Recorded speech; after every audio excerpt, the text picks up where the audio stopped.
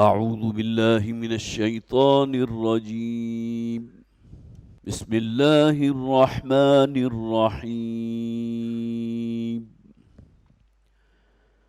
شهر رمضان الذي أنزل فيه القرآن هدى للناس وبينات من الهدى والفرقان، فمن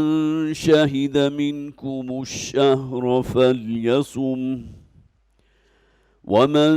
كان مريضا أو على سفر فعدة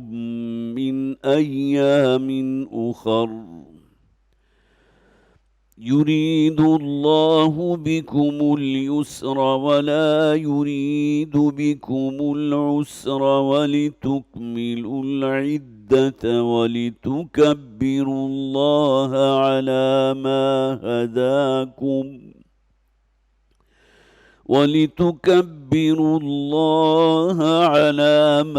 هداكم ولعلكم تشكرون. وإذا سألك عبادي عني فإني قريب أجيب دعوة الداع إذا دعاني فليستجيبوا لي وليؤمنوا بي لعلهم يرشدون. أحل لكم ليلة الصيام الرفث إلى نسائكم هن لباس لكم وأنتم لباس لهن،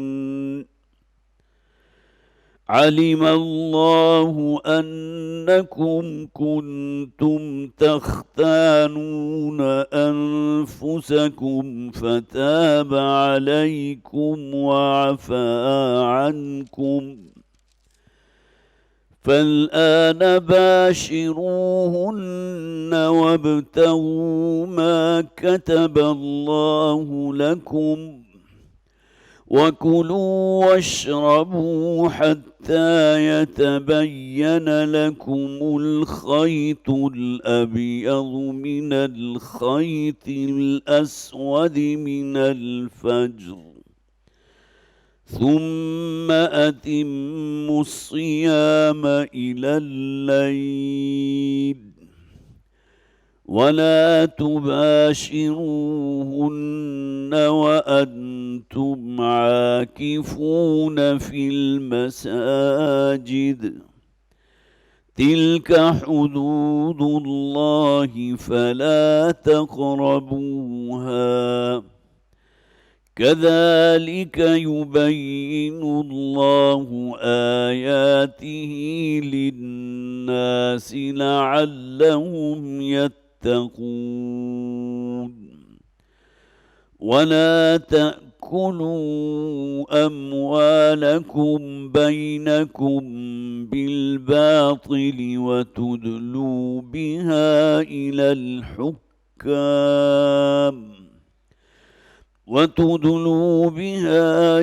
الحكام لتأكلوا فريقا من أموال الناس بالإثم وأنتم تعلمون. صدق الله العظيم. رب اشرح لي صدري ويسر لي أمري واحلل عقدة من لساني يفقهوا قولي.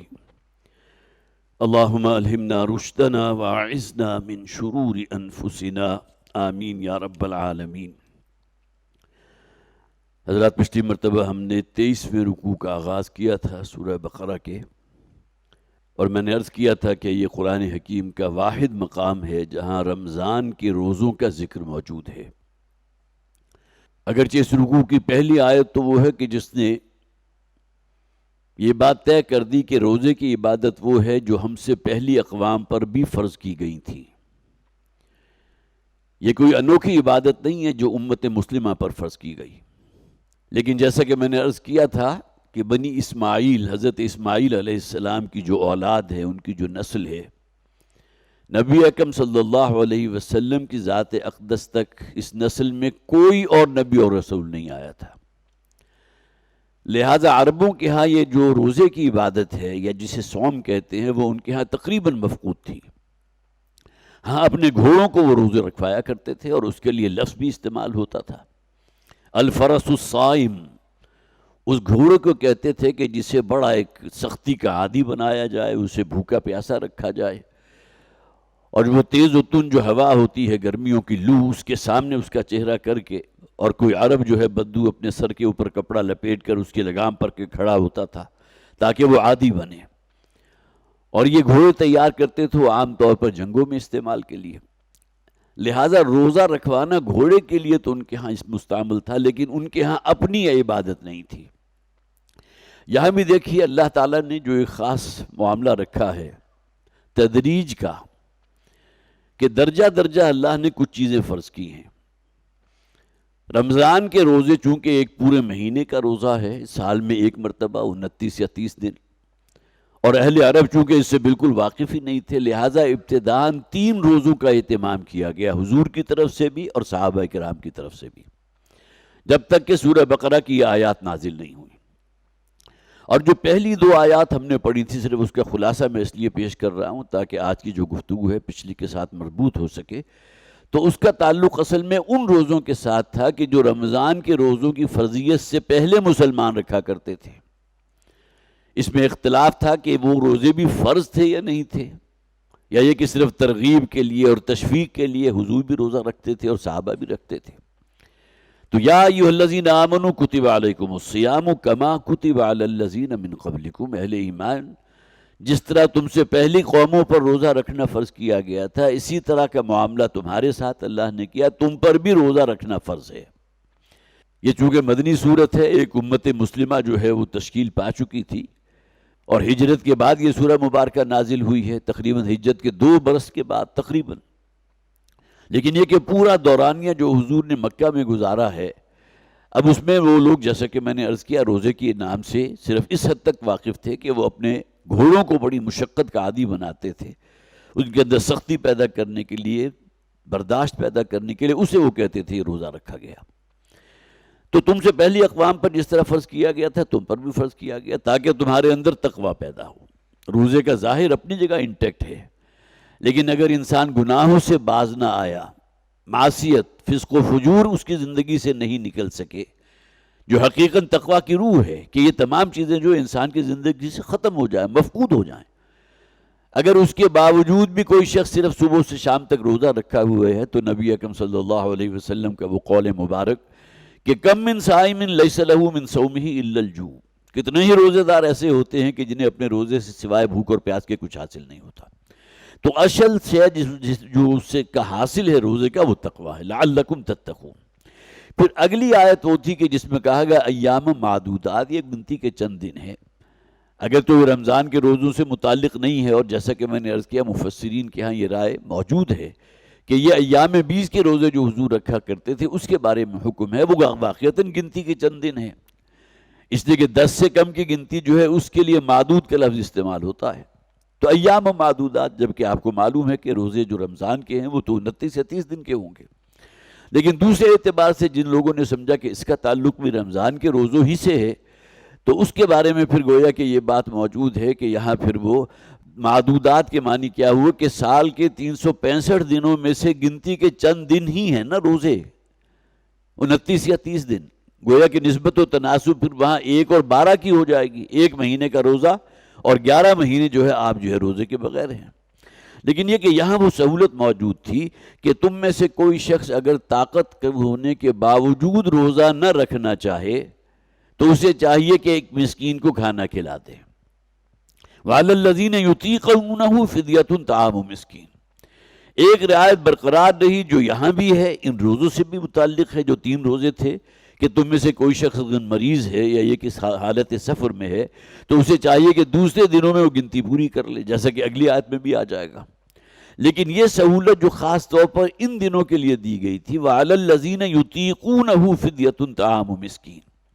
وہ لوگ کہ جو روزہ رکھنے کی طاقت رکھتے ہوں، یطیقونہ، ہو کی ضمیر جو ہے وہ صوم کی طرف ہے، رمضان کی طرف ہے، ان روزوں کی طرف ہے۔ آگے فرمایا کہ فدیۃ طعام مسکین، اس میں گویا کہ محذوف یہ ہے کہ روزہ رکھنے کی طاقت ہونے کے باوجود اگر وہ روزہ نہ رکھیں، وہ صحت مند بھی ہیں، کوئی مریض بھی نہیں ہے ان میں سے، حالت سفر بھی نہیں ہے، کوئی اور صعوبت کا معاملہ بھی نہیں ہے کہ جو رکاوٹ بن سکتا ہو روزہ رکھنے میں، تو انہیں چاہیے کہ ایک مسکین کو کھانا کھلا دے۔ لیکن جیسا کہ میں نے عرض کیا، یہ رعایت وہ ہے کہ جو رمضان کے روزوں کے حوالے سے اس کو سلب کر لیا گیا۔ فمن تطوع خیرا فهو خیر اللہ، اور جو شخص بھی اس سے بڑھ کر مزید نیکی کمانا چاہتا ہے، ایک کی بجائے جو ہے کئی مسکینوں کو کھانا کھلانا چاہے، یا دوسرا مفہوم یہ بھی تھا کہ روزہ بھی رکھے اور مسکین کو کھانا بھی کھلا دے، تو کیا کہنے ہیں۔ یہ گویا کہ ان عبادات میں سے ہے کہ جس کی کوئی اینڈ نہیں ہے، جہاں انسان جتنا ہمت اس کے اندر استطاعت ہے، اس میں جتنا آگے جائے بڑھ جائے، فَهُوَ خَيْرٌ لَهُ، تو اسی کے حق میں بہتر ہے۔ وَأَن تَصُومُوا خَيْرٌ لَكُمْ إِن كُنتُمْ تَعْلَمُونَ، لیکن یہ کہ اگر تم روزہ رکھو تو یہی تمہارے حق میں بہتر ہے اگر تم واقعتاً علم رکھنے والے ہو۔ اب آیا وہ روزہ جو رمضان کے مہینے کا روزہ، شہر رمضان الذی انزل فیہ القرآن، یہ رمضان کا مہینہ ہے کہ جس میں قرآن نازل کیا گیا۔ میں نے عرض کیا تھا لوح محفوظ سے سمائے دنیا تک منتقل کیا گیا۔ اس کے بعد جستہ جستہ جیسے جیسے حالات آگے بڑھے ہیں، غزوہ بدر ہے، غزوہ احد ہے، ہجرت ہو رہی ہے، غزوہ تبوک ہے، تو قرآن حکیم کی آیات جو ہے اسی مناسبت سے نبی اکرم صلی اللہ علیہ وسلم پر نازل ہوتی رہیں۔ ھدی للناس وبینات من الہدی والفرقان، اور یہ قرآن جو ہے تمام لوگوں کے لیے ہدایت ہے اور بہت ہی واضح اور روشن دلائل پر مشتمل ہے، ہدایت کی بھی، اور الفرقان ہے، حق و باطل کے مابین تمیز کرنے والا کلام ہے۔ یہ اس کلام کے نازل ہونے کے بعد اب کہیں کوئی شے مشتبہ نہیں رہی۔ الحلال بین والحرام بین، حلال جو ہے بالکل واضح ہو گیا، حرام واضح ہو گیا، معلوم ہو گیا کہ اللہ کا منشا کیا ہے، اللہ کا مقصود کیا ہے۔ قرآن حکیم جو ہے وہ روشن دلائل پر مشتمل ہے، براہین پر مشتمل ہے، اور حق و باطل کے مابین ایک حد فاصل ہے، الفرقان۔ فمن شہد منکم الشہر فلیصم، تو جو کوئی بھی تم میں سے اس مہینے میں موجود ہو، پائے اس مہینے کو اپنی زندگی میں، تو فلیصم، تو اسے چاہیے کہ ضرور روزہ رکھے۔ اب یہاں گویا کہ رمضان کے روزوں کی فرضیت کا حکم آ گیا۔ ومن کان مریضا او علی سفر، اور جو شخص بھی حالت مرض میں ہو یا سفر کی حالت میں ہو، فعدۃ من ایام اخر، تو اس کی تعداد اور گنتی پوری کر لے دوسرے دنوں میں۔ اور اس میں بھی کوئی ابہام نہیں ہے، اگر 29 روزے تھے اور کسی کے 5 رہ گئے ہیں تو گویا کہ وہ 29 کی تعداد کو پورا کرنا لازم ہوگا۔ اگر 30 روزے ہیں تو پھر 30 کی تعداد کو پورا کرنا لازم ہوگا۔ یرید اللہ بکم اليسر ولا یرید بکم العسر، اللہ تعالیٰ ہے مسلمانوں تمہارے ساتھ آسانی چاہتا ہے، وہ تنگی میں اور مشقت میں مبتلا نہیں کرنا چاہتا۔ اللہ یہ نہیں چاہتا کہ شدید بخار کی حالت میں ہو، بیمار ہو، اس کے باوجود تمہیں روزہ رکھنا ہے۔ جیسا کہ نماز کے معاملے میں ہے، اگر کوئی شخص جو ہے کسی کوئی عارضہ ایسا ہے، یا فرض کیجئے کہ پانی دستیاب نہیں ہے تو تیمم کر لے، لیکن نماز نہیں چھوڑیں گے۔ کھڑے ہو کر نہیں پڑھ سکتا، جو بھی مناسک ہے نماز کے، جو بھی اراکین ہیں ادا نہیں کر سکتا، تو بیٹھ کر پڑھ لے، لیٹ کر پڑھ لے، اشاروں سے پڑھ لے، یہ تمام پاسبلٹیز موجود ہیں۔ اس لیے کہ ہمارے دین کے اندر یہ وسعت دی گئی ہے کہ اس میں جو بھی انسان جو بھی گویا کہ اس دین کو قبول کرتا ہے، اس کے ساتھ کوئی تنگی اور اس کے ساتھ سختی کا معاملہ اللہ نہیں چاہتا۔ یرید اللہ بکم اليسر، اللہ تعالیٰ تمہارے ساتھ آسانی کا معاملہ چاہتا ہے، ولا یرید بکم العسر، اور وہ نہیں چاہتا تمہیں کسی مشقت یا کسی تنگی میں مبتلا کرنا۔ وَلِتُكْمِلُوا الْعِدَّةَ، اب یہاں پھر دیکھیے وہی بات آ گئی، فَعِدَّةٌ مِّنْ أَيَّامٍ أُخَرَ، پہلے ہم پڑھ چکے، گویا کہ تعداد گنتی پوری کرنا لازم ہے۔ وَلِتُكْمِلُوا الْعِدَّةَ، اور تمہیں چاہیے کہ گنتی کو پورا کرو۔ وَلِتُكَبِّرُوا اللَّهَ عَلَى مَا هَدَاكُمْ، اور اللہ نے جو ہدایت تمہیں عطا فرمائی ہے اس قرآن حکیم کی شکل میں، اس پر اللہ کی کبریائی کا اعلان کرو۔ اللہ کا کتنا بڑا احسان ہے، کتنا بڑا انعام ہے بنی نوع انسان پر، کہ اس نے کوڈ آف لائف بتا دیا ہے۔ ڈوز کیا ہیں، ڈونٹس کیا ہیں، حرام کیا ہے، حلال کیا ہے، جائز کیا ہے، ناجائز کیا ہے، کن باتوں سے تمہارا رب تم سے خوش ہوگا، اور کون سی باتیں وہ ہیں جس سے اس کا عتاب اور اس کا غصہ لازم ہے۔ یہ تمام چیزیں قرآن حکیم میں واضح کر دی گئی۔ وَلِتُكْمِلُوا الْعِدَّةَ وَلِتُكَبِّرُوا اللَّهَ عَلَى مَا هَدَاكُمْ، اور یہاں تکبیر سے مراد وہ جو قولی تکبیر ہے، اللہ اکبر کہنا، تسبیح کیا ہے؟ سبحان اللہ کہنا. تحمید کیا ہے؟ الحمدللہ کہنا. تحلیل کیا ہے؟ لا الہ الا اللہ کا ورد کرنا، یہ تحلیل ہے. اس لیے تکبیر کیا ہے؟ کہ اللہ کی کبریائی کا اعلان کرنا، اللہ کو فی الواقع بڑا کرنا، بڑا سمجھنا. اگر ہمارے اپنے جسم کے اوپر اللہ بڑا نہیں ہے، ہماری مارکیٹس میں، ہماری عدالتوں میں، ہماری کورٹس میں اگر اللہ بڑا نہیں ہے، اور یہاں انگریز کا قانون جو ہے ہم اسی کو فالو کر رہے ہیں، تو معلوم ہوا کہ یہاں وہ تقاضا جو تھا بحیثیت مسلم کہ وَلِتُكَبِّرُوا اللَّهَ عَلَىٰ مَا هَدَاكُمْ، اللہ کی کبریائی کا نہ صرف یہ کہ اعلان کرو، واقعتاً اللہ کو بڑا سمجھو، وہ ہدایت جو اس نے تمہیں دی ہے. آپ کو معلوم ہے آج کی کل ہی میں جو پارلیمنٹ سے ایک جو قانون یہاں سے پاس ہوا ہے، جس میں وہ حد عمر قائم کر دی گئی ہے، جس کا کوئی تعلق اسلام کے ساتھ نہیں. اسلام تو بھائی کہتا ہے کہ جیسے ہی لڑکا اور لڑکی بالغ ہوں تو والدین کا یہ فرض ہے کہ ان کا نکاح کر دیا جائے. اگر لڑکی ہے تو ظاہر ہے کہ مناسب رشتہ دیکھ کر جتنا جلد سے جلد ممکن ہو. کہ یہ 18 سال کی قید تو ہمارے ہاں کہیں دین نے نہیں لگائی. نہ سلف میں یہ شے کبھی بھی مقبول رہی ہے. اور اس میں قوانین کا اس حد تک آگے بڑھ جانا کہ جو نکاح خواہ ہوگا، اگر اس نے کوئی نکاح ایسا پڑھا دیا جس میں بچی کی عمر 18 کی بجائے 17 سال تھی، حالانکہ بالغ ہوئے اس کو 5-6 سال بیت چکے، لیکن یہ کہ وہ بھی مجرم ٹھہرے گا نکاح خواہ، اسے بھی پابند سلاسل کیا جائے گا. اب یہ تمام چیزیں وہ ہیں جس کا اسلام سے کوئی تعلق نہیں. یہی وجہ ہے کہ ہمارے ہاں جتنے بھی مسالک ہیں، جو دینی مسالک کے جو بھی علمبردار ہیں، وہ متفق ہیں اس بات کے اوپر یہ سراسر غیر اسلامی قانون ہے جو پاس کیا گیا، پارلیمنٹ میں پاس کر دیا گیا، سینٹ جو ہے وہاں سے پاس ہو گیا، اور اس کے بعد صدر صاحب نے بھی اس کے اوپر دستخط کر دیا. اور بہت ہی جسے آپ کہیے کہ سلو پوائزننگ جو ہوتا ہے نا، شوگر کوٹنگ انداز میں اس کو آگے رکھا گیا. کہ ہاں جی بات تو سمجھ میں آ جاتی ہے کہ چھوٹی عمر کی لڑکیوں کی شادی کر دی جاتی ہے، اور اس کی مثالیں عام طور پر دی جاتی ہیں کہ 9 یا 10 سال کی بچی ہے، ابھی بالغ بھی نہیں، اور اس کا نکاح کر دیا گیا کوئی 40 سالہ یا 50 سالہ بوڑھے شخص کے ساتھ. اور اس کی آڑ میں یہ قانون بنایا گیا کہ ہماری لڑکیاں جو اس سے محفوظ رہیں، یہ ظلم ان کے ساتھ نہ ہو. خدا کے بندو، یہ شے نہیں مطلوب. اصل شے یہ ہے کہ دین کا حکم کیا ہے، دین کا منشا کیا ہے. صحیح احادیث موجود ہیں. اگر لڑکا اور لڑکی یا دونوں، لڑکی یا لڑکا، دونوں میں سے کوئی بالغ ہو جائے اور اس کے والدین اس کے لیے نکاح کا بندوبست نہ کریں، تو اگر وہ کسی گناہ کے رستے کی طرف جاتا ہے تو اس کا وبال والدین پر بھی پڑے گا، اس لیے کہ ان کی ذمہ داری تھی. اور یہاں آپ کو معلوم ہے جو بھی بلوغت کی عمر ہے، آج کل تو بچیوں کی عمر جو ہے بہت کم ہو گئی ہے، 9, 10, 11, 12 سال کی عمر میں بالغ ہو جاتی ہے. چل کے بالکل کچی عمر میں آپ شادی نہ کیجیے، لیکن جیسے ہی اس کو کوئی شعور ہو، 15, 16 سال کی عمر ہو، تو آپ نکاح کر سکتے ہیں. اور اسلام اس پر کوئی حد جو ہے، کوئی قدغن عائد نہیں کرتا. لیکن بہرحال یہ اسلامی جمہوریہ پاکستان ہے جہاں بہت سے ٹرانسجینڈر جیسے قوانین جو ہیں، اگر وہ یہاں سے پارلیمنٹ سے بھی اور پھر سینٹ سے بھی سب پاس ہو کے صدر صاحب بھی دستخط کر دیتے ہیں، تو یہ کس نام کا اسلامی جمہوریہ پاکستان ہے؟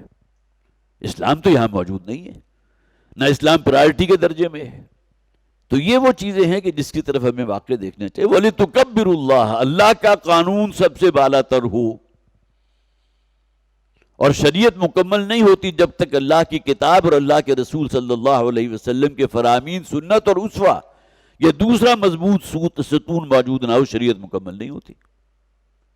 تو وَلِتُكَبِّرُوا اللَّهَ عَلَىٰ مَا هَدَاكُمْ وَلَعَلَّكُمْ تَشْكُرُونَ، اور تاکہ تم اللہ کا شکر گزار بن سکو. وَإِذَا سَأَلَكَ عِبَادِي عَنِّي فَإِنِّي قَرِيبٌ. یہ تو باتیں وہ تھی جو پچھلے درس سے متعلق تھی، کچھ اس میں ریپیٹیشن بھی ہو گئی اور چند باتیں میں نے نئی بھی آپ کے سامنے رکھ دی. اب آگے فرمایا گیا وَإِذَا سَأَلَكَ عِبَادِي عَنِّي فَإِنِّي قَرِيبٌ. اور اے نبی صلی اللہ علیہ وسلم، جب میرے بندے آپ سے سوال کریں میرے بارے میں، اذا سألک آپ سے سوال کریں، عبادی میرے بندے، عنی میرے بارے میں، فإنی قریب. اب یا محذوف ہے تو انہیں بتا دیجئے میں ان کے انتہائی قریب موجود ہوں. بعض صحابہ کی طرف سے یہ بات آئی تھی، نبی اکرم صلی اللہ علیہ وسلم کی خدمت میں حاضر ہوئے کہ ہمارا رب ہم سے کتنے فاصلے پر ہے. معصومانہ سوال ہے، لیکن بہرحال جو بدو ذہن ہے اس کے اندر یہ سوالات آ جاتے ہیں، اور پھر یہ کہ اس میں کوئی رکاوٹ بھی نہیں ہوتی کہ نبی اکرم صلی اللہ علیہ وسلم سے استفسار کر لیں، ان سے پوچھ لیں. تو حضور نے فرمایا تمہارا رب بہت ہی قریب ہے. اس پر انہوں نے کہا اگر تو وہ کچھ فاصلے پر ہے، دور ہے، تو ہم اپنے رب کو پکاریں بلند آواز کے ساتھ، اونچی آواز میں اپنی عرضداشت اپنے رب تک پہنچائیں۔ اگر ہمارے قریب موجود ہے تو ہم آہستگی کے ساتھ بہت ہی خفیف آواز کے ساتھ بھی اپنا مدعا اپنی عرض اپنے رب تک پہنچا سکتے ہیں۔ تو اس پر نبی اکرم صلی اللہ علیہ وسلم مسکرائے کہ وہ تمہارے بالکل قریب موجود ہے۔ اور یہی نوٹ کر لیجیے وہ آیہ مبارک، نحن اقرب الیہ من حبل الورید، ہم ہر شخص سے اس کی رگے جاں سے بھی زیادہ قریب ہیں۔ وَهُوَ مَعَكُمْ أَيْنَمَا كُنْتُمْ، جہاں کہیں تم موجود ہوتے ہو تمہارا رب وہاں تمہارے ساتھ موجود ہوتا ہے۔ اور یہ بدترین قسم کا مذہبی استحصال ہوتا ہے کہ رب کو انسان کی پہنچ سے بہت دور کر دو، درمیان میں مختلف جو ہیں وہ سلاسل پیدا کر دو، مختلف رابطے، مختلف جو ہے ایک جسے آپ کہیے کہ میڈیا بنا دو درمیان میں۔ یہ پادری ہے، یہ پروہت ہے، یہ پنڈت ہے، یہ پیر ہے، یہ تمام چیزیں کیٹیگری جو ہے وجود میں آ جاتی ہے کہ انسان تو بڑا حقیر ہے، گناہوں کی پورٹ ہے، وہ اس کا منہ نہیں ہے کہ اپنے رب تک اپنی عرضداشت پہنچا سکے۔ اور یہ بات جو ہے انسانوں کی گھٹی میں پلا دی گئی ہے۔ لہٰذا ہم موجود ہیں نا، ہماری خدمت کرو، ہماری سیوا کرو۔ یہ پوپ صاحب بھی ہیں، یہ پادری بھی ہیں، پنڈت بھی ہیں، پروہت بھی ہیں، پیر بھی ہیں، ان کی خدمت کرو، وہ تمہاری عرضداشت اللہ تک پہنچا دیں گے۔ وہ تمہیں گویا کہ وہ جسے آپ کہیے کہ کارڈ آپ کے ہاتھ میں دے دیں گے کہ آپ بے دریغ جنت میں داخل ہو جائیں۔ بدترین قسم کا مذہبی استحصال۔ تو قرآن حکیم نے آ کر ان تمام تصورات کی نفی کی ہے۔ کوئی شخص اپنے رب سے اتنا قریب ہے، اس کا رب اس کے اتنا قریب ہے جتنا کہ تمہاری اپنی شاہ رگ، اس سے زیادہ قربت کا کوئی تصور نہیں کر سکتے۔ اور یہاں نوٹ کیجئے جو الفاظ آئے ہیں، اذا دعان اجیب دعوت الداع اذا دعان، میں جواب دیتا ہوں، اور اجیب کے معنی صرف جواب دینا نہیں ہے، قبول کرتا ہوں اپنے بندوں کی جو عرضداشت ہے، نہ صرف یہ کہ میں اسے سنتا ہوں، اس کا جواب دیتا ہوں، بلکہ ان کی دعاؤں کو قبول بھی کرتا ہوں۔ یہ تینوں مفہوم اس کے اندر موجود ہیں۔ اجیب دعوت الداع اذا دعان، ہر پکارنے والے، ہر دعا کرنے والے کی پکار اور دعا کو میں نہ صرف یہ کہ سنتا ہوں، نہ صرف یہ کہ بلکہ اس کو قبول بھی کرتا ہوں، اس کا جواب بھی دیتا ہوں۔ فَلْيُؤْمِنُوا بِي فَلْيَسْتَجِيبُوا لِي وَلْيُؤْمِنُوا بِي، تو میرے بندوں کو بھی چاہیے کہ میرا کہنا مانیں۔ یہ ہے اصل امتحان۔ ہم چاہتے تو یہ ہیں کہ ہماری دعائیں اللہ نہ صرف یہ کہ سنے، اس کا جواب دے، بلکہ اسے قبول بھی کرے، لیکن اپنے اندر کوئی تبدیلی پیدا کرنے کو قطعاً تیار نہیں۔ یہ اللہ تعالیٰ نے قانون بیان کر دیا قرآن حکیم میں، تم مجھے یاد رکھو، میں تمہیں یاد رکھوں گا۔ فاذکرونی اذکرکم، یہاں شرط جو ہے کہ پہلے ہو گئی، تم میرے وفادار بنو، میرے احکامات کی فرما برداری کرو، میری باتیں مانو،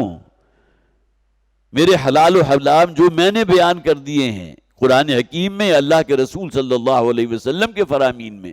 ان پر پوری طرح کاربند رہو، تو میں تمہاری دعائیں سنوں گا بھی، جواب بھی دوں گا، اور اس کو قبول بھی کروں گا۔ فاذکرونی اذکرکم، اسی طرح دیکھیے شرط پہلے ہے، ان تنصروا اللہ، اگر تم اللہ کی مدد کرو گے، اللہ کے دین کے لیے محنت کرو گے، کوشش کرو گے، اپنے نفس کو باغی کھینچ کر رکھو گے، اللہ کا مطیع فرمان بناؤ گے، ان تنصروا اللہ ینصرکم، اللہ تعالیٰ تمہاری بھی مدد کرے گا۔ یہاں معاملہ جیسا کہ میں نے عرض بھی کیا تھا اس سے پہلے کہ وہ برعکس ہے، یہاں جواب شرط پہلے آ گئی۔ یہاں کیا فرمایا گیا؟ اجیب دعوت الداع اذا دعان، میں ہر پکارنے والے کی پکار کو سنتا ہوں جب بھی وہ مجھے پکارتا ہے۔ فَلْيَسْتَجِيبُوا لِي، شرط بعد میں بیان کی گئی، تو انہیں بھی چاہیے کہ میرا کہنا مانیں، میرے احکام کی پر پورے اتریں، میری فرما برداری اختیار کریں۔ میں نے جو کچھ بیان کر دیا قرآن حکیم میں، ڈوز ہیں، ڈونٹ سے، یہ کرنا ہے، یہ نہیں کرنا ہے، یہ شریعت ہے، یہ فسق و فجور ہے، اس کے قریب نہ جاؤ، جیسا کہ بہت سی چیزوں کے بارے میں قرآن میں آیا، وَلَا تَقْرَبُوهَا وَلَا تَقْرَبُوا الزِّنَا، یہ زنا کے تو قریب تک نہ پھٹکو، وَلَا تَقْرَبُوا مَالَ الْيَتِيمِ إِلَّا بِالَّتِي هِيَ أَحْسَنُ، یہ یتیم کا مال، اس کی جائیداد کو ہڑپ کرنے کی اگر ہوس تمہارے اندر موجود ہے تو نوٹ کر لو اللہ نے کیا کہا، اس کے قریب تک نہ بھاؤ، یہ خیال جو ہے اپنے ذہن سے نکال دو، اس لیے کہ بہت بڑا ظلم ہوگا جس کے بارے میں قرآن میں فرمایا گیا وہ لوگ کہ جو یتیموں کا مال یا وراثت کا مال ہڑپ کر جاتے ہیں، اس دنیا میں تو اس کا آگ ہونا ان پر نمایاں نہیں ہوتا، لیکن آخرت میں یہی مال جو ہے ان کے معدوں میں، ان کے پیٹوں میں آگ بڑھ کر بھڑکے گا۔ یہ قرآن حکیم میں موجود ہے۔ تو یہ جو معاملہ ہے فَلْيَسْتَجِيبُوا لِي وَلْيُؤْمِنُوا، بھی یہاں شرط کو جو ہے وہ مؤخر کر دیا گیا، تو انہیں بھی چاہیے کہ میرا کہنا مانے، اور پھر یہ کہ میری باتوں پر یقین رکھے، حرام و حلال اس کو باقی۔ اور یہاں دعا کے حوالے سے چند باتیں میں نے خاص طور پر نوٹ کی تھی۔ دیکھیے دعا کی قبولیت یا اللہ تعالیٰ آپ کی دعا کی بارگاہ، آپ کی دعا کو اپنی بارگاہ میں قبول فرمائے، اس کے لیے سب سے بنیادی شرط کیا ہے؟ اکل حلال۔ انسان کے معاش میں کوئی حرام شامل نہ ہو۔ احادیث اس کے اوپر گواہ ہیں، وہ حدیث بارہا آپ نے سنی جس میں نبی اکرم صلی اللہ علیہ وسلم نے ایک شخص کا تذکرہ کیا ہے کہ کہیں دور دراز سے آیا، بیت اللہ پہنچ گیا، بیت اللہ کے پردے پکڑ پکڑ کر اللہ کو پکار رہا ہے، دعائیں کر رہا ہے، مناجات کر رہا ہے۔ اللہ تعالیٰ ایسے شخص کی دعا سنتا ہی نہیں سرے سے، اس لیے کہ اس کا کھایا پیا حرام کا ہے، اور جو اس کے جسم کے اوپر احرام کی چادر ہے وہ حرام کے مال سے خریدی گئی ہے۔ مطعمہ حرام وملبسہ حرام وغذی بالحرام۔ تو اکل حلال وہ شے ہے کہ جو بنیاد بنتی ہے دعا کی سماعت اور قبولیت کی۔ اور اس کے علاوہ بہت سی ایسی مقامات بھی ہیں جو دعا زیادہ قبول ہوتی ہے۔ اب حج کی عبادت جو ہے بالکل قریب ہے، میدان عرفات میں خاص طور پر جو وقت ہے آپ کا جو وہاں گزارتے ہیں آپ میدان عرفات کے اندر، اس کی دعاؤں کو قبولیت کا بہت سی احادیث میں ذکر موجود ہے۔ اسی طرح حالت سجدہ میں انسان کی دعا قبول ہوتی ہے۔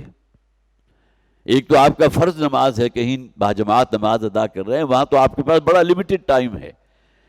وہاں تو سجدے میں جب امام جائے گا اللہ اکبر کہے گا تو آپ نے سجدے میں جانا ہے، وہاں دعاؤں کا وقت نہیں ہوتا ہے سوائے اللہ کی تسبیح کیجئے، سبحان ربی العالی سبحان ربی العالی۔ اور سجدے میں کچھ اور دعائیں بھی نبی اکرم صلی اللہ علیہ وسلم سے منقول ہیں، جس کے اندر سبحانک اللہم وبحمدک استغفرک واتوب الیک، بہت جامع، بہت خوبصورت دعا، جس میں استغفار بھی آ گئی، توبہ بھی آ گئی، اللہ کی حمد بھی آ گئی، اللہ کی تسبیح بھی آ گئی، سبحانک اللہم وبحمدک استغفرک واتوب الیک۔ گویا کہ سجدوں کے، اور اسی طرح دو سجدوں کے درمیان میں اگر دعا مانگی جائے وہ بھی دعائیں بہت سی معصور موجود ہیں۔ اللہم اغفر لنا ورحمنا واہدنا وعافنا واشفنا وارزقنا، اس میں کچھ اور بھی آپ ایڈ کر سکتے، وجبرنا۔ یہ تمام دعائیں کس نے سکھائیں؟ اللہ کے نبی صلی اللہ علیہ وسلم نے سکھائیں۔ تو دعا کے آداب میں سے یا پری ریکویزٹ جو بنتا ہے دعا کرنے کا، وہ سب سے پہلے اکل حلال، اور اس کے ساتھ وفاداری اللہ کے ساتھ، اللہ کے دین کے ساتھ، اللہ کے رسول کے ساتھ، وفاداری اللہ کی کتاب کے ساتھ۔ یہ چیزیں اگر موجود ہیں تو دعا کی قبولیت کا امکان ہے۔ لیکن یہاں بھی اگلا پوائنٹ ہمیں نوٹ کر لینا چاہیے، ضروری نہیں ہے کہ جو دعا آپ نے مانگی ہے بنوعاً اللہ کی بارگاہ میں قبول ہو جائے۔ اور یہاں بھی نبی اکرم صلی اللہ علیہ وسلم نے فرمایا کہ انسان کو دعا مانگنے کے بعد اس کے نتیجے کے لیے جلدی نہیں کرنی چاہیے۔ یہ نہیں کہ میں نے دعا مانگ لی، ایک دفعہ مانگی، دو دفعہ مانگی، 10 دفعہ مانگی، قبول نہیں ہوئی، اب گویا کہ ایک بودھ پیدا ہو گیا اللہ کے ساتھ۔ یہ چیز وہ ہے جو ایمان کے منافی ہے۔ لا تقنطوا من رحمت اللہ، اللہ کی رحمت سے مایوس نہ ہو۔ اگر جلد وہ دعا قبول نہیں ہوئی ہے تو بدیر انشاءاللہ اللہ نے چاہا تو دعا قبول ہو جائے گی۔ اگلی بات یہ ہے کہ ممکن ہے کہ جو شے آپ اپنے لیے مانگ رہے ہوں وہ آپ کی نگاہ میں تو آپ کے لیے خیر ہے، بہتر ہے، آپ کو پسند ہے۔ عسیٰ ان تحبوا شیئا وہو شر لکم، قرآن میں کہہ دیا گیا۔ کتنی ہی چیزیں ایسی ہوتی ہیں جو تمہیں بڑی مرغوب ہوتی ہیں، بڑی پسند ہوتی ہیں، جبکہ اللہ کے علم میں ہے کہ اس میں تمہارے لیے شر ہے، ضرر کا پہلو ہے، نقصان ہے۔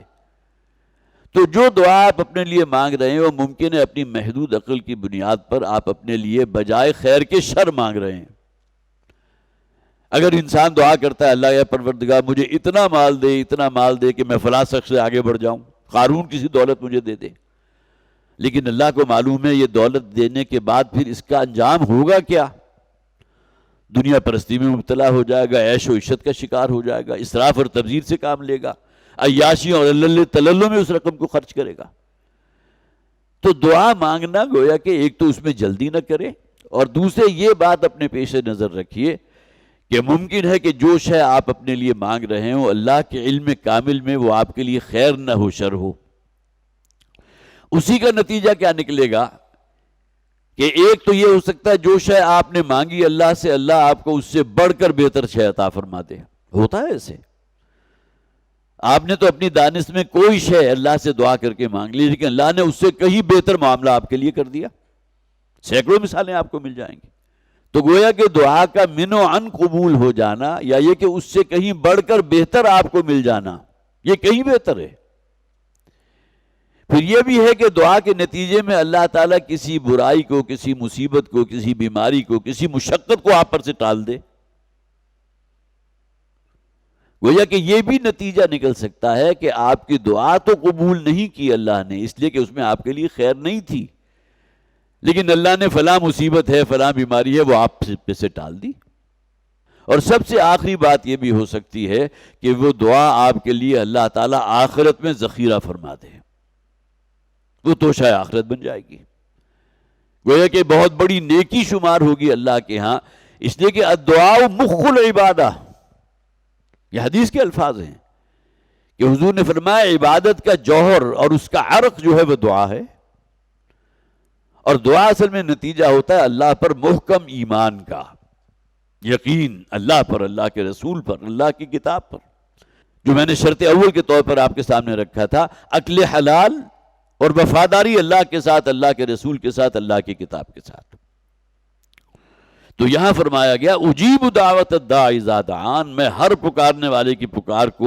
کا جواب دیتا ہوں، اس میں تینوں چیزیں آ جائیں گی، سنتا ہوں، جواب دیتا ہوں، قبول کرتا ہوں۔ فَلْيَسْتَجِيبُوا لِي وَلْيُؤْمِنُوا بِي، استجابت کیا ہے؟ اللہ کے حکم پر لبیک کہتے ہوئے آگے بڑھنا،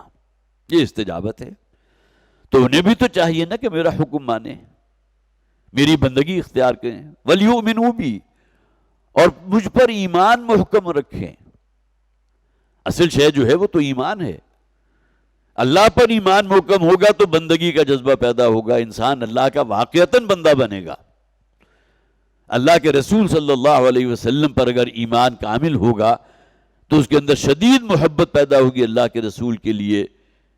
اور حضور کا اسوہ اس کے لیے جو ہے نمونہ ہوگا، اسوہ کامل نبی اکرم صلی اللہ علیہ وسلم، اسوہ حسنہ، جس کے نتیجے میں اتباع اس کے اندر پیدا ہوگا۔ فَلْيُؤْمِنُوا بِي لَعَلَّهُمْ يَرْشُدُونَ، تاکہ وہ ہدایت کے رستے پر آ جائیں۔ یہ گویا کہ رشد و ہدایت کی جو شاہ راہ ہے، جو بالآخر انسان کو جنت تک پہنچا دیتی ہے، اللہ کی رضا اسے حاصل ہوتی ہے، اس کی اخروی زندگی سنور جاتی ہے، یہ اس کے سنگ ہائے میل ہیں کہ جس پر سے گزرتے ہوئے آپ بالآخر اپنے انجام، کامیاب ترین جو معاملہ ہو سکتا ہے، فَقَدْ فَازَ فَوْزًا عَظِيمًا، یہ شخص جو ہے بس سے بڑی کامیابی حاصل کر گیا۔ احل لکم لیلۃ الصیام الرفث الی نسائکم، اب دیکھیے چند باتیں وہ آ رہی ہیں جو کچھ غلط فہمی کی بنیاد پر صحابہ کرام میں اس پر عمل ہو رہا تھا، اس لیے کہ ذہن میں رکھیے اہل کتاب کے ہاں جو روزہ تھا نا، اس کا دورانیہ بہت طویل تھا۔ ہمارے ہاں تو سحر سے لے کر، سحری سے لے کر افطاری تک کا ہے، ان کے ہاں سحری کا کوئی تصور نہیں تھا۔ یہی وجہ حضور نے فرمایا تسحروا، سحری لازمن کیا کرو، اللہ نے اس میں بڑی برکت رکھی ہے، رحمت ہے اللہ کی اس میں۔ تو ان کا روزہ شروع ہوتا تھا جیسے ہی رات کو سو گئے یا کھانا پینا کیا اور اس کے بعد وہ لیٹ گئے سونے کے لیے، ظاہر اس طرح تو ہوتا نہیں تھا جو آج کل ہماری رات جو ہے کہیں شروع ہوتی ہے 11-12 بجے کے بعد، قمقمے روشن ہیں، بچوں کی آمد و رفت ہے، عشاء کا وقت ہوئے جو ہے 2-3 گھنٹے گزر چکے، لیکن ابھی رات کے کوئی آثار گھر پر ہے ہی نہیں۔ عام طور پر یہ ہوتا ہے خاص طور پر جہاں کوئی چھوٹے بچے ہوں، لیکن پہلے زمانے میں اس قسم کی مشغولیت تو نہیں ہوتی تھی۔ بمشکل کوئی دیا ہے یا کوئی جسے آپ کہیے کہ روشنی کی کوئی چھوٹی سی شمع روشن ہو رہی ہے، اس میں کتنی دیر انسان جو ہے وہ سوئے بغیر رہ سکے گا، بالآخر سو جاتا ہے۔ تو جیسے ہی آنکھ لگی تو اب روزہ شروع ہو گیا، سحری ہے ہی نہیں، اب اگلا پورا دن، پوری رات جو ہے وہ روزے کی حالت میں، پورا دن روزے کی حالت میں۔ اہل کتاب کے ہاں یہ تھا۔ جہاں تک وہ روزے جن کا ذکر پہلی دو آیات میں ہے، اس میں بھی چند واقعات ایسے ہیں کہ صحابہ کرام سے یہ معاملہ ہوا، سمجھتے وہ یہی تھے کہ رمضان کی راتوں میں بھی شوہر اور بیوی کا تعلق جو ہے وہ حرام ہے، ناجائز ہے، لیکن بعض اوقات جو ہے انسان کو اکساہٹ ہو جاتی ہے، وہ اس کا مرتکب ہو گیا یا اس نے کر لیا۔ اور بعض صحابہ کی ایسی حدیثیں بھی موجود ہیں کہ نبی اکرم صلی اللہ علیہ وسلم جب تک یہ حکم نہیں آیا تھا کہ رمضان کی راتیں جو ہیں وہ ایگزمپٹڈ ہیں،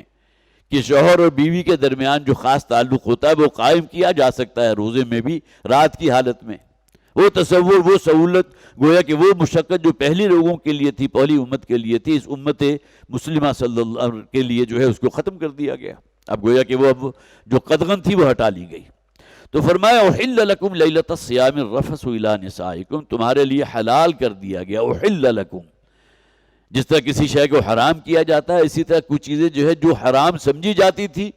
ان کے اوپر سے جب قدغن دور کر دی گئی تو وہ حلال ہو گئی۔ احل لکم لیلۃ الصیام الرفث الی نسائکم، رمضان اور روزے کی حالت میں یا روزے کے دوران جو ہے راتوں میں تمہارا اپنی بیویوں کے ساتھ قرب کرنا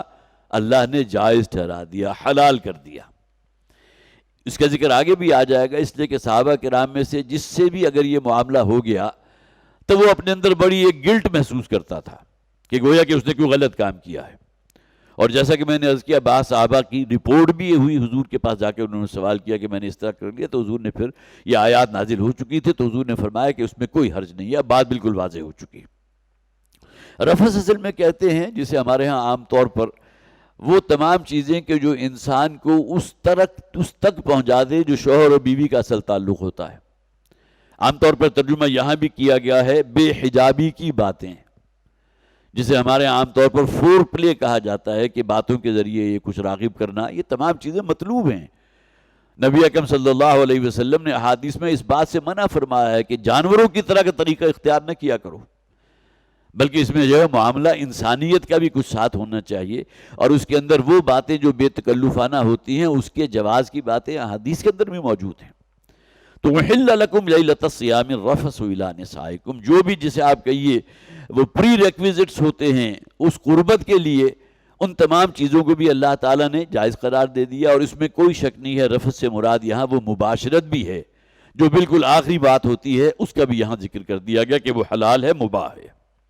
ہن لباس لکم وانتم لباس لہن، بڑے بلیغ الفاظ ہیں، اس کے بارے میں مفسرین نے بڑی بحثیں کی ہیں۔ تمہاری بیویاں تمہارے لباس کی مانند ہے اور تم ان کے لیے لباس ہو۔ دیکھیں، لباس اور انسان کے جسم اور اس کی جلد کے درمیان کوئی فاصلہ نہیں ہوتا، تو اس سے زیادہ قربت کا آپ تصور بھی نہیں کر سکتے۔ لباس جو ہے بالکل ہمارے جسم کے ساتھ، ہمارے بدن کے ساتھ، ہماری جلد کے ساتھ ٹچ کیے ہوئے۔ تو شوہر اور بیوی کا تعلق وہی ہوتا ہے جو لباس کا تعلق تمہارے جسم کے ساتھ ہے، کہ درمیان میں کوئی شے حائل نہیں ہے۔ اللہ نے اگر ایک بہت طاقتور جذبہ انسان کے اندر رکھا ہے تو اس کے لیے بھی جائز رستہ بھی متعین کیا، اور وہ جتنے بھی کچھ ہو سکتا ہے اس کی تسکین کل کی کل فوکس کرو اپنی اہلیہ، اپنی زوجہ کے ساتھ۔ لیکن یہ کہ اس سے اگر جا کے جو قرآن میں سورہ مومنون اور وہاں بھی فرمایا گیا کہ جو لوگ بھی اس سے تجاوز کرتے ہیں ان حدود سے جو اللہ نے قائم کر دیا، تو گویا کہ وہ تو پھر اللہ کے باغی ہیں، اللہ کے سرکش ہیں، ایک حد سے متجاوز ہو جانے والے ہیں۔ تو لباس کا کام سب سے پہلا کیا ہے کہ وہ آپ کی عیب پوشی کرتا ہے، ستر پوشی کے لیے استعمال ہوتا ہے۔ ظاہر ہے کم سے کم مرد کا ستر جو آپ کو معلوم ہے ناف سے لے کے گھٹنوں کے نیچے تک ہے، عورت کا پورا جسم ستر ہے۔ تو لباس کا پہلا مقصد کیا ہے؟ وہ ستر پوشی کے لیے۔ شوہر میں بھی کوئی عیب ہو سکتا ہے، صرف جسمانی عیب کی بات نہیں کر رہا، فرض کیجئے زبان کا بڑا سخت ہے اور کسی اعتبار سے اس کے اندر کوئی اور نقص موجود ہے، تو بیوی کا کام کیا ہے؟ وہ چونکہ لباس ہے شوہر کا، لہذا ان چیزوں کو چھپائے گی، ستر پوشی کرے گی۔ صرف فزیکل ستر پوشی جو ہے مراد نہیں ہے، معنوی ستر پوشی بھی تو ہے نا، جیسا کہ حضور نے فرمایا من ستر مسلمن سترہ اللہ یوم القیامہ، جس شخص نے بھی کسی مسلمان بھائی کی عیب پر پردہ ڈالا، اس میں کوئی کمی تھی، کوئی تاہی تھی، کوئی عیب تھا، کوئی نقص تھا، اس کو چھپا دیا، تو اللہ تعالیٰ قیامت کے دن اس کی عیبوں کے اوپر پردہ ڈال دے گا۔ ورنہ اس دن تو ہر شخص کا پورا زندگی جو ہے وہ حیا ہے، ووضع الکتاب، سب لوگ دیکھ رہے ہوں گے۔ اس دنیا میں تو انسان کتنے ہی کام وہ کرتا ہے، جو شاید اپنی بیوی کو بھی نہیں چاہتا کہ اس کے علم میں آئے، لیکن یہ کہ وہاں تو اس قسم کی کوئی قدر نہیں ہوگی۔ حضور نے خوشخبری دے دی، جو شخص بھی اپنے مسلمان بھائی کے عیب کو چھپاتا ہے، اللہ تعالیٰ اس کے عیبوں پر پردہ ڈالے گا قیامت کے دن۔ تو دوسرا اس کا کام کیا ہوا؟ ایک تو لباس بالکل ساتھ، دوسرا ستر، اس کی جو گویا کہ اس کا جو بھی معنوی عیب ہے اس کی بھی ایک دوسرے کو پردہ پوشی کرنی چاہیے۔ اگر بیوی کے اندر کچھ ہے تو شوہر کو چاہیے اس کے اوپر پردہ ڈالے۔ پھر لباس زینت کا ذریعہ بھی بنتا ہے، شوہر بیوی کے لیے زینت ہے اور بیوی شوہر کے لیے زینت ہے۔ ایک زینت تو وہ ہے اللہ تعالیٰ نے طبعی طور پر انسان کو دی، بڑا خوبصورت ہے، وجیح مرد ہے، سرخ و سفید ہے، لمبا، اور اسی طرح کا معاملہ خواتین کے ساتھ بھی ہے۔ تو ظاہر ہے کہ شوہر جو ہے وہ اپنی بیوی پر بھی فخر کر سکتا ہے، لیکن اس لیے نہیں کہ اسے شمع محفل بنا دے، لیکن کم سے کم وہ اللہ کا شکر تو ادا کرے گا نا کہ اللہ نے مجھے وہ بیوی عطا کی ہے کہ جو حسین بھی ہے، جمیل بھی ہے، اعلیٰ نسب بھی ہے، عالی ظرف بھی ہے، بہت اچھے اخلاق اس کے اندر ہیں۔ تو دونوں ایک دوسرے کے لیے زینت بھی ہے۔ لباس کیا بات معاملہ جہاں تک ستر پوشی کا ہے وہیں زینت بھی ہے۔ وریشہ کے الفاظ قرآن حکیم میں آئے کہ ہم نے انزلنا الیکم لباسا یواری سوآتکم وریشہ، وہ تمہارے عیبوں پر بھی پردہ ڈالتا ہے، تمہاری ستر پوشی بھی کرتا ہے، اور اسی طرح تمہارے لیے زینت کا معاملہ بھی ہے۔ اور پھر اگلی بات یہ ہے کہ یہ لباس وہ ہے جو آپ کو پروٹیکٹ کرتا ہے۔ شدید گرمی ہے، آپ نے لباس اتار کر دیکھیے کہ سورج کی جب کرنیں آپ کے جسم پر ڈائریکٹلی پڑیں گی تو اس کی تمازت کا احساس ہوگا۔ سر کے اوپر اگر آپ نے کوئی کپڑا ڈال دیا، رومال ڈال دیا، تو معلوم ہوا کہ ایک آپ کو پروٹیکشن حاصل ہو گئی۔ لباس کا کام یہ بھی ہے، وہ پروٹیکٹ کرتا ہے۔ شوہر بیوی کا پروٹیکٹر ہے اور بیوی شوہر کی پروٹیکٹر ہے۔ یہی وہ بات ہے وَالْحَافِظِينَ فُرُوجَهُمْ وَالْحَافِظَاتِ، اپنے جو بھی اللہ تعالیٰ نے وہ آزاد دیے ہوئے ہیں جنسی اعضاء، ان کی جو ہے وہ حفاظت کرنے والے مرد بھی اور عورتیں بھی، یہ گویا کہ ان چیزوں میں سے ہے جو درکار ہیں، جو مطلوب ہیں۔ تو یہ تمام چیزیں اپنے ذہن میں رکھیے کہ لباس جو ہے ستر پوشی کے لیے بھی ہے، زینت کے لیے بھی ہے، وہ پروٹیکشن فراہم کرتا ہے۔ اور مولانا اصلاحی رحمۃ اللہ علیہ نے بھی، بلکہ مولانا مدعو رحمۃ اللہ علیہ نے بھی یہ الفاظ استعمال کیے ہیں کہ مرد عورت کے لیے زرہ بختر ہے۔ جس طرح زرہ جو ہے حفاظت کرتی ہے نا آپ کے جسم کی، اسی طرح مرد محافظ ہے۔ الرجال قوامون علی النساء، صرف حکم چلانے کے لیے نہیں ہے بلکہ وہ پروٹیکٹر ہے اپنی خواتین کا، حفاظت کرنے والا ہے۔ تو یہاں جو فرمایا گیا ہن لباس لکم وانتم لباس لہن، یہاں یہ تمام چیزیں ہماری ذہن میں رہنی چاہیے کہ لباس کے جو فنکشنز ہیں، اس کے جو معنوی فائدے ہیں اس کو بھی ذہن میں رکھیے۔ ایک دوسرے کے عیبوں کو چھپانا، ایک دوسرے کی جو ہے پردہ پوشی کرنا، کوئی کوتاہی ہے، کوئی کمی ہے تو اس کو جو ہے علی اعلان دوسروں میں بیان نہ کرنا۔ اسی طرح جو بھی شوہر کے راز ہیں بیوی کے پاس، جو بیوی کے راز ہیں شوہر کے پاس، اور خاص طور پر جو بہرحال لمحات ہوتے ہیں اس کی باتوں کے بارے میں شدید ترین احادیث موجود ہیں۔ جو دوسروں کے سامنے بیان کرتا ہے تو بڑا شدید عذاب ہے اس شخص کے اوپر۔ یہ خلوت کی باتوں کو جو ہے افشا کر دینا، یہ تمام چیزیں وہ ہیں جو انسان کی حیا اور جو بھی عفت و عصمت کا مادہ اللہ نے رکھا ہے اس کے لیے بھی ہے، اور پھر یہ کہ ساتھ کے ساتھ جو ہے دین کا حکم بھی ہے۔ تو ہن لباس لکم وانتم لباس لہن علم اللہ انکم کنتم تختانون انفسکم، جیسے کہ میں نے عرض کیا تھا اہل کتاب کے ہاں چونکہ رمضان یا جو بھی روزے تھے ان کے درمیان کی جو راتیں آتی تھی اس کے اندر جو بھی مباشرت ہے اس کی ممانعت تھی۔ یہاں مسلمانوں میں سے بھی بعض ایسے تھے کہ جن سے یہ کام ہو جایا کرتا تھا، حضور کے پاس آ کر وہ سوال کرتے تھے اور کہتے تھے مجھ سے یہ غلطی ہو گئی، جبکہ جب یہ آیات نازل ہو گئی تو اللہ تعالیٰ نے اس معاملے کو بالکل کلین کر دیا اور فرما دیا اللہ کو خوب معلوم ہے کہ تم اپنے نفسوں کے ساتھ خیانت کے مرتکب ہو رہے تھے۔ یہ کون سی خیانت ہے؟ وہ جو گلٹ پیدا ہو جاتا ہے، چونکہ ابھی تک یہ آیات نازل نہیں ہوئی تھی اور صحابہ کرام کے اندر اکساہٹ پیدا ہوئی اور وہ مقاربت کر لی، اس کے نتیجے میں جو ایک جسے آپ کہیے کہ ضمیر کی خلش یا گلٹ جو پیدا ہو جاتا ہے، یہ وہ ہے خیانت، کہ اللہ کو خوب معلوم تھا کہ تم گویا کہ اپنے نفسوں میں گویا کہ خیانت کے مرتکب ہو رہے تھے۔ وعفا عنکم فتاب علیکم وعفا عنکم، تو اللہ تعالیٰ نے جس سے یہ معاملہ ہوا ان سے معاف بھی کیا اور پھر یہ کہ ان کی توبہ بھی قبول فرمائی۔ فالآن باشروہن، اب یہاں گویا کہ اجازت دے دی گئی کھلے الفاظ میں کہ رمضان کی راتوں میں تمہارا میاں اور بیوی کا باہمی تعلق قائم کرنا، اس کے اندر کوئی حرج کی بات نہیں ہے۔ ہمارے دین میں یہ وہ رحمت کا معاملہ ہے جو پہلی شریعت میں موجود نہیں تھا۔ اہل کتاب کے ہاں آج بھی وہی جو ہے قوانین نافذ ہیں کہ رات کے اوقات میں جو ہے وہ اپنی بیوی کے ساتھ بھی مباشرت کا معاملہ نہیں کر سکتے، فَالْآنَ بَاشِرُوهُنَّ، تو ٹھیک ہے، اللہ کی طرف سے اجازت ہے، اب تم مقاربت کر سکتے ہو، وَابْتَغُوا مَا كَتَبَ اللَّهُ لَكُمْ، اور یہ بات ذہن میں رکھو کہ یہ کام صرف لذت کے حصول کے لیے نہیں ہوتا۔ ٹھیک ہے، اللہ تعالیٰ نے ایک انسٹنکٹ رکھی ہے انسان میں، یہ سکون حاصل کرنا شوہر کا بیوی کے ذریعے اور بیوی کے شوہر کے ذریعے، یہ گویا کہ بیسک انسٹنکٹ ہے جو انسان کے اندر اللہ نے رکھ دی، لیکن صرف یہی شے مقصود نہیں ہے، صرف لذت حاصل کرنا مقصود نہیں ہے۔ وَابْتَغُوا مَا كَتَبَ اللَّهُ لَكُمْ، اور تلاش کرو وہ جو اللہ نے تمہارے لیے لکھ دیا۔ یہاں سب مفسرین کا اجماع ہے اس بات پر، گویا کہ وہ اولاد جو اللہ نے تمہارے مقدر کی ہے، ذریعہ تو یہی بنے گا نا، شوہر بیوی کا باہمی تعلق ہوگا تو اولاد آگے پیدا ہوگی، تو صرف حصول لذت جو ہے وہی جو ہے وہ کفایت نہیں کرے گا، بلکہ یہ کہ تمہیں چاہیے کہ اپنے دعا بھی کرو اللہ کے حضور، اے پروردگار مجھے اولاد نرینہ عطا فرما دے، وہ اولاد کے جو تیری فرما بردار ہو، جیسا کہ ہے ربنا ہب لنا من ازواجنا وذریاتنا قرۃ اعین واجعلنا للمتقین اماما، ہمارے آنے والی نسل جو ہے، آنے والی اولاد جو ہے وہ فرما برداروں پر مشتمل ہو،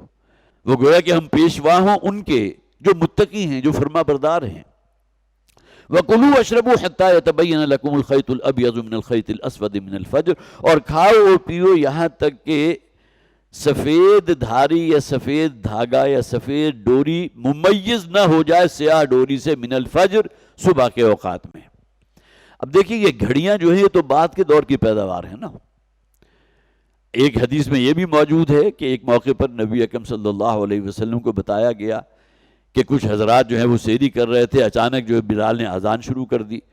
تو نبی اکرم صلی اللہ علیہ وسلم سے پوچھا گیا کہ ہم نے اس دوران بھی اپنی سیری جاری رکھی جب تک کہ سیری مکمل نہیں ہوگی، تو حضور نے ان پر کوئی گرفت نہیں فرمائی۔ وہ جسے حدود کہتے ہیں نا کہ ایک سیکنڈ ادھر سے ادھر ہو جانا، یہ اسلام کا منشا نہیں ہے، یہاں اس کے اندر ایک وسعت ہے، اور خاص طور پر اس وقت کو اگر ہم ذہن میں رکھیں جب گھڑی نام کی کوئی شے تھی نہیں، اس وقت تو اندازہ ہوتا تھا، اب فرض کیجئے کہ گھٹا ٹوپ اندھیرا بھی ہے اور کوئی دبیز بادل بھی ہیں، اب بادلوں کی وجہ سے وہ جو سفید دھاری ہے، یا وہ جسے آپ کہیے کہ وہ جو شفق کی کوئی روشنی تھوڑی سی، جسے صبح کاذب کہتے ہیں، ایک صبح صادق ہوتی ہے جو آپ کے اذان کا وقت ہے، ایک صبح کاذب اس سے بھی پہلے ہو جاتی ہے، تو یہ اوقات کا تعین جس طرح ہم نے اپنے ہاں جو ہے بہت ہی محدود کر دیا ہے، اس کا معاملہ اس دور میں اس درجے سینسیٹیو نہیں تھا، بلکہ چند احادیث میں حضور نے اجازت دی ہے اگر اذان شروع ہو کر اور اس وقت تک اگر تمہارا کھانا مکمل نہیں ہوا تو آخر تک بھی اس کو کنٹینیو کر سکتے ہو۔ تو یہ چیزیں ہمیں اپنے ذہن میں رکھنی چاہیے، اگرچہ اصول یہ ہے کہ اب چونکہ ہمارا جو بھی سائنٹیفک گیجٹس ہیں اس میں ہمیں خوب معلوم ہے اتنے بج کر اتنے منٹ ایون سیکنڈز کے اوپر غروب آفتاب ہوگا یا طلوع آفتاب ہوگا، اور طلوع آفتاب سے تقریباً 1.5 گھنٹہ پہلے جو ہے وہ جسے آپ کہتے ہیں کہ وہ سحری کا وقت جو ہے وہ شروع ہو جاتا ہے، سحری کا وقت جو ہے ختم ہو جاتا ہے، یہ تمام چیزیں آج کے دور میں بہت سہولت کے ساتھ ہیں، اور اس میں بہت زیادہ سینسیٹیو ہو جانا، خاص طور پر افطاری کے اوقات میں جو ہے کسی زمانے میں ہوتا تھا تو لوگ جو ہے وہ ٹی وی لگا کر بیٹھے ہوئے ہیں اور جب تک اس کی اذان نہیں ہوگی وہ اپنا روزہ افطار نہیں کرتے تھے، حالانکہ آپ کے پاس گھڑیوں کی سہولت موجود ہے۔ جس زمانے میں الیکٹرانک واچز نہیں تھی جو سیلوں کے ذریعے چلتی ہیں، جس میں سیکنڈز کا بھی فرق نہیں پڑتا، کئی کئی مہینے گزر جائیں اور آپ کی گھڑی میں 1 سیکنڈ کا فرق نہیں پڑتا، اس وقت تک مینول ہوا کرتی تھی، تو لیکن اس کے باوجود جو ہے لوگ اگر اس کا اہتمام نہ کریں اور اس میں انتظار کرتے رہیں جب تک کہ کچھ اندھیرا خوب نہ ہو جائے، اس وقت تک روزہ افطار نہیں کریں گے، تو یہ بھی وہ شے ہے جسے نبی اکرم صلی اللہ علیہ وسلم نے پسند نہیں فرمایا، بلکہ ایک حدیث میں حضور نے یہ بھی فرمایا میری امت خیر پر رہے گی جب تک کہ وہ افطار میں تقدیم کرتی رہے گی، اگر تاخیر کریں گے اور انتظار کریں گے ابھی فلاں آواز آ جائے، ابھی مسجد کی آواز نہیں ہے، اب یہ نہیں آئی، جبکہ آپ کے پاس جو ہے وہ سائنٹیفکلی معلوم ہے کہ 5:27 کے اوپر روزہ کھلے گا اور آپ کو یقین ہے کہ آپ کی گھڑی صحیح ہے تو آپ کو روزہ کھول لینا چاہیے۔ لیکن اس زمانے میں ہوتا تھا، اسی طرح بعض صحابہ بھی اپنے پاس اہتمام کرتے تھے کہ اپنے صحن کے اندر 2 ڈوریاں جو ہیں وہ لٹکا دیا کرتے تھے، جیسا کہ یہاں فرمایا گیا، ایک سفید رنگ کی ڈوری ہے، ایک سیاہ رنگ کی ڈوری ہے، اور دیکھتے رہتے تھے کہ جب تک اس کے اندر کوئی فرق نہیں ہے، پہچان نہیں سکتے کہ سفید کون سی ہے، سیاہ کون سی ہے، رات کا اندھیرا ہے، لیکن اگر آپ نے کوئی شمع روشن کر دی تو ظاہر ہے فوراً پہچانی جائے گی، تو وہ بھی کوئی ڈیپینڈیبل شے نہیں تھی۔ اور ایک موقع پر جب ایک صحابی نے یہ کہا، غالباً حضرت عدی ان کا نام تھا، میں پڑھ رہا تھا اپنی تفسیر میں،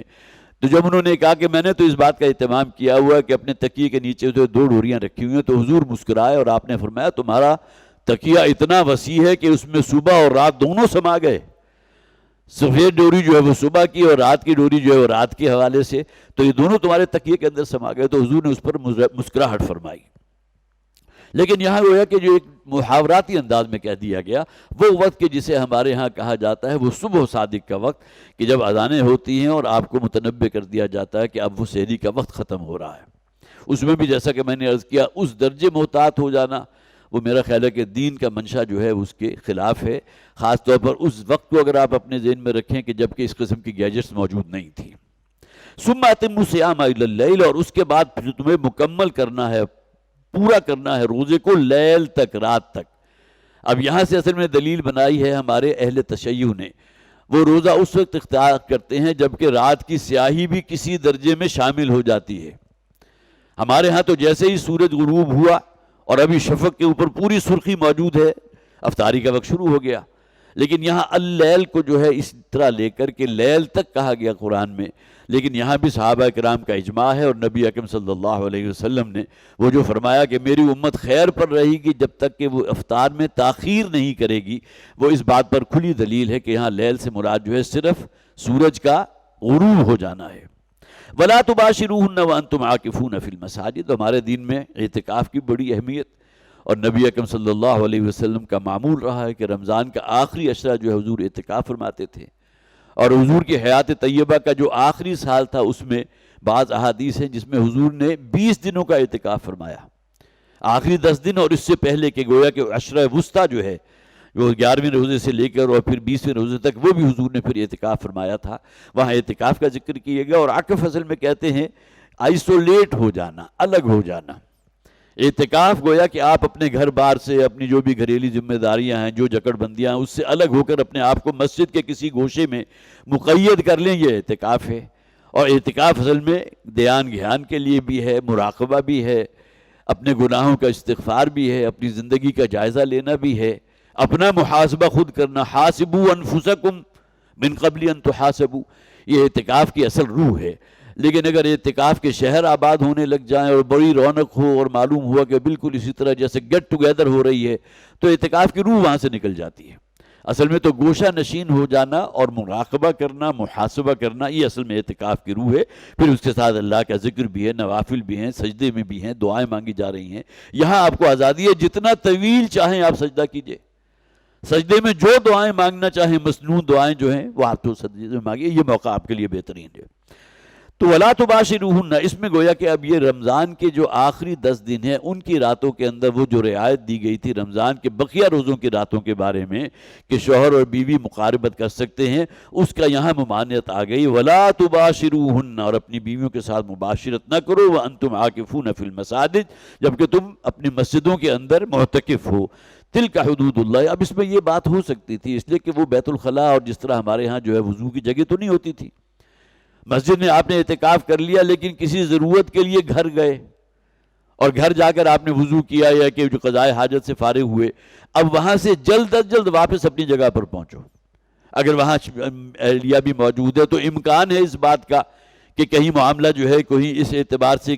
کوئی گڑبڑ نہ ہو جائے، لہٰذا یہاں گویا کہ منع کر دیا گیا سرے سے کہ اس میں انسان کو احادیث بھی ہیں کہ اگر کوئی کسی ضرورت کے تحت اعتکاف سے مسجد سے نکل کر کہیں گیا بھی ہے، جیسا کہ میں نے عرض کیا اب تو مسجد کے بالکل ساتھ اٹیچ ہوتے ہیں، آپ کے باتھ رومز بھی ہوتے ہیں، واش رومز بھی ہوتے ہیں، وضو خانے بھی ہیں، پہلے تو ایسا نہیں ہوا کرتا تھا، اس طرح فراوانی پانی کی تو نہیں تھی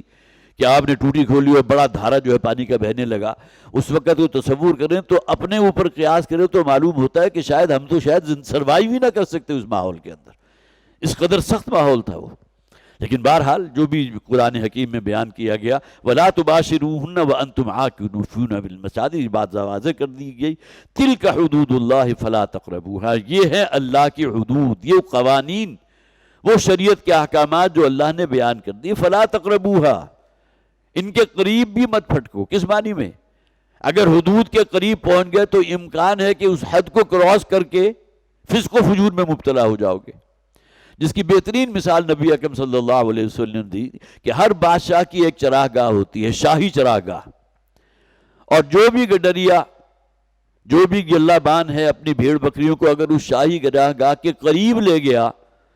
تو ممکن ہے کہ اس کی جو باؤنڈری جو فصیل ہے یا جو فرض کیجئے جھاڑ جکاڑ اس کے گرد انہوں نے باڑ کی شکل میں لگایا ہوا ہے اسے کراس کر کے وہ شاہ گاہ کے اندر داخل ہو جائیں، لہٰذا اس سے فاصلے پر رہو۔ فَإِنَّ حِمَ اللَّهِ مَحَارِمُهُ، اللہ تعالیٰ کی بھی گویا کہ جس طرح بادشاہوں کی چراہ گاہ ہوتی ہے اسی طرح اللہ تعالیٰ کی بھی ایک وادی ہے جو محارم ہے، جس کے گرد گرد ایک فصیل قائم ہے، اور یہ وہ حدود اللہ ہیں۔ ان حدود سے فاصلے پر اپنے آپ کو رکھو گے تو امکان نہیں رہے گا کہ کسی گناہ میں ملوث ہو، لیکن یہ کہ اگر آپ بالکل قریب چلے گئے تو پورا امکان موجود ہے۔ اسی طرح جس کے بارے میں حضور نے فرمایا کہ بھیڑ بکریاں جو ہیں پھر شاہی چراگاہ کے اندر داخل ہو جائیں، فلا تقربوها، تو ان حدود اللہ کے قریب نہ پھٹکو۔ کذالک یبین اللہ آیاتہ للناس لعلہم یتقون، اسی طرح اللہ تعالیٰ لوگوں کے لیے اپنی نشانیاں بڑی وضاحت کے ساتھ تبیین روشن دلائل پر مشتمل ہیں آیات قرآنیہ، اور ہر قسم کی عقلی اور منطقی دلیل اس کے اندر موجود ہے، اور جو حکم اللہ نے نازل فرمایا انسان کی فطرت کے بالکل قریب ہے، فطرت دین اسلام ہے۔ تو یہ چیز وہ ہے کہ کذالک یبین اللہ آیاتی، اللہ تعالیٰ اپنی آیات کو اسی طرح لوگوں کے لیے واضح فرما دیتا ہے، لعلہم یتقون، تاکہ وہ بچتے رہیں گناہوں سے، تاکہ وہ تقوی پر گامزن رہیں، وہ رستہ جو اللہ کا دیا ہوا رستہ ہے، صراط مستقیم ہے، جو بالآخر آپ کو اپنی منزل تک پہنچا دے گا۔ اللہ تعالیٰ مجھے اور آپ کو قرآن حکیم کو سمجھنے کی، اس پر عمل کرنے کی توفیق عطا فرمائے۔ بارک اللہ لی ولکم فی القرآن العظیم ونفعنی وإیاکم بالآیات والذکر الحکیم۔